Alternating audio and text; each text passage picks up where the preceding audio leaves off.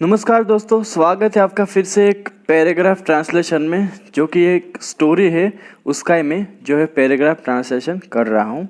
तो बढ़ते आगे। More messengers were sent to find even more unusual names. More messengers, तो मैसेंजर्स का मतलब होता है दोस्तों दूत। पहले के ज़माने में राजा महाराजा का जो मैसेज यहाँ से वहाँ भेजते थे उसके लिए मैसेंजर्स यूज़ किए जाते थे, जो कि उसको हिंदी में बोलते हैं दूत। वर सेंट भेजा गया, टू फाइंड खोजने के लिए, क्या, इवन मोर और भी अधिक, अनयूजुअल। अनयूजुअल का मतलब क्या, यूजुअल मतलब कि सामान्य की तरह, मतलब कि एवरीडे जो होता है ना ऐसा। तो यूजुअल मतलब कि सामान्य और अनयूजुअल मतलब कि असामान्य। नेम्स नाम ढूंढने के लिए। द नेक्स्ट डे अगले दिन, ही वॉज बैक।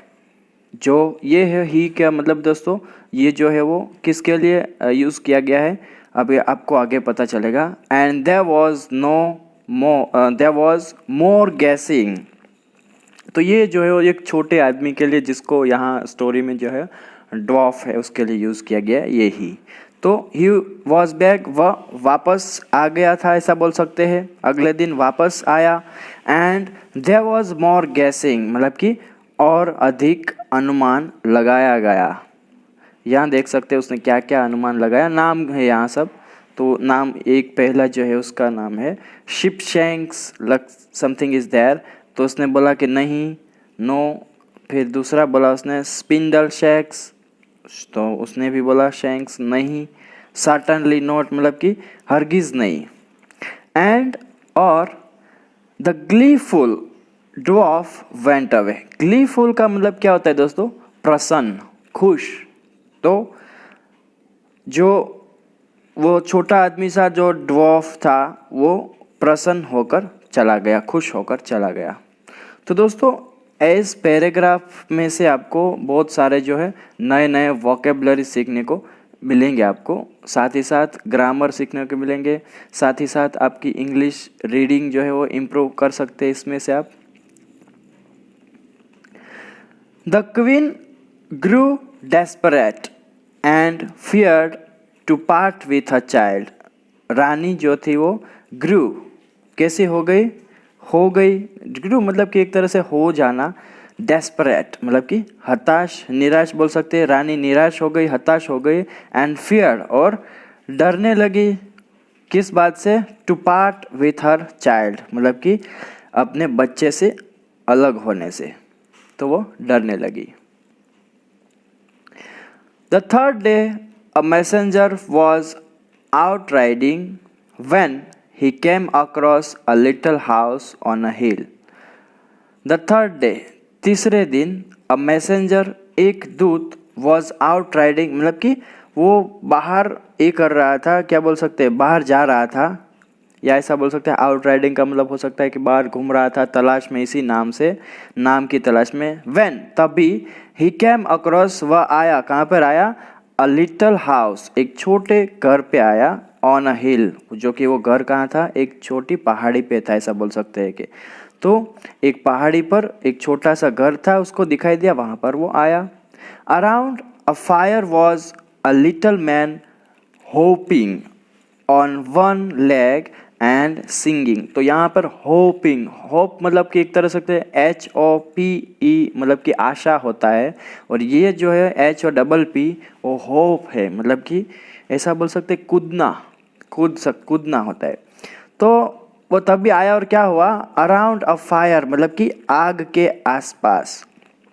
फायर का मतलब होता है आग और अराउंड का मतलब होता है आसपास। तो आग के चारों ओर ऐसा बोल सकते हैं, उसके आसपास बोल सकते हैं। वॉज अ लिटल मैन, एक छोटा आदमी, हॉपिंग, कूद रहा था, ऑन वन लेग, एक पैर पर, एंड सिंगिंग, साथ ही साथ गाना भी वो गा रहा था। क्या गाना गा रहा था वो देख सकते हैं यहाँ, वो उसने बताया है। Tomorrow I brew, today I bake, and then the little child I take. क्या गाना गा रहा था, टुमारो आई ब्रे। तो ब्रे का मतलब क्या होता है दोस्तों, ब्रू का मतलब होता है शराब, वाइन, शराब जो बोल सकते हैं आप। दारू बोल सकते हैं। तो कल आई ब्रू मतलब कि मैं शराब बनाऊंगा, टुडे आई बेक आज मैं पकाऊंगा, एंड देन और फिर the little child I take एक छोटे बच्चे को मैं ले जाऊंगा, लूँगा। For little deems for royal dame. तो डीम्स का मतलब होता है दोस्तों बात, और डैम का मतलब होता है युवती, स्त्री, ऐसा बोल सकते हैं। फॉर लिटल डीम्स एक छोटी सी बात के लिए, माई रॉयल डैम मेरी शाही युवती, दैट रम्पलस्टिल्टस्किन इज़ माई नेम। तो रम्पलस्टिल्टस्किन ही मेरा नाम है। ये वो गाना गा रहा था। देखो दोस्तों, ये जो है वो ये वर्ड है वो वेरी हार्ड है प्रोनाउंस करने को। आप भी ट्राई कर सकते हैं, रम्पलस्टिल्टस्किन। आप वीडियो को रोक कर अपनी तरह से इसको प्रोनाउंस कर सकते हैं। The messenger ran back to tell the queen. दूत जो था वो रैन बैक वापस गया, वापस लौटा, वापस दौड़ा, टू टेल बताने को, द क्वीन रानी को बताने के लिए, क्योंकि ऑलरेडी उसको पता चल गया था ये नाम है रम्पलस्टिल्टस्किन। शी वॉज डिलाइटेड वह खुश थी। When the dwarf came to see her जब वो छोटा आदमी came आया, to see her उसके पास आया, certain that the baby was his, he asked।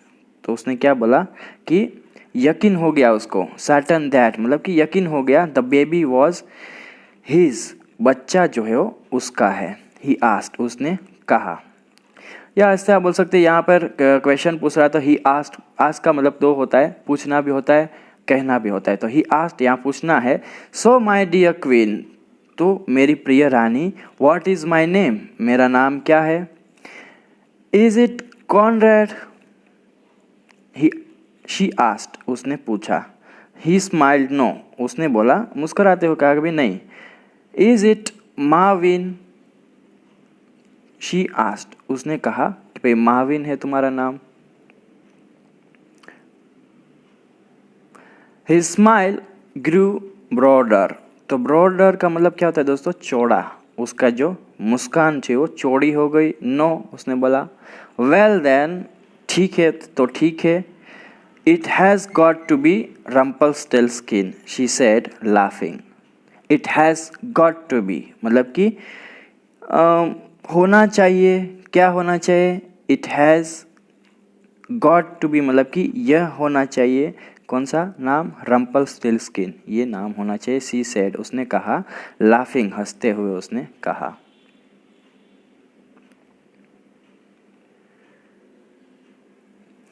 He was stunned.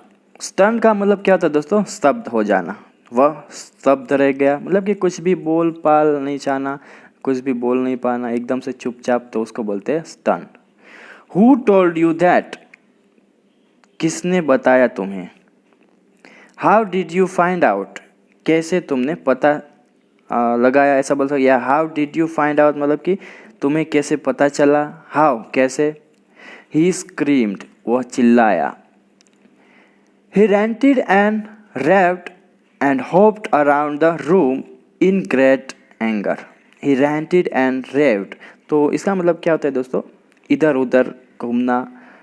And hoped, hoped का मतलब होता है दोस्तों उछल कूदना। तो ऐसा बोल सकते हैं कि इधर उधर उछल कूदना। होप्ड का मतलब होता है उछल कूदना, और रेंटेड एंड रेव्ड का भी मतलब सेम ही होता है दोस्तों। वैसे तो इसका मतलब रेंटेड एंड रेव्ड का मतलब होता है दोस्तों गाली गलौज करना। गाली गलौज करते हुए क्या हो गया, होप्ड मतलब कि उछल कूद रहा था। अराउंड चारों और आसपास, कहाँ पर, द रूम रूम में। इन ग्रेट एंगर गुस्से में, बहुत गुस्से में। फाइनली आखिरकार, इन हिज फ्यूरी उसके गुस्से से क्या हुआ, ही स्टॉम्प्ड। तो स्टॉम्प्ड का मतलब क्या दोस्तों, पटकना। हिज फुट उसका पैर उसने पटका। सो हार्ड इतना जोर से, दैट की it went through the ground. तो उसने इतना जोर से अपना जो पैर है वो पटका कि वह जमीन से टकरा गया।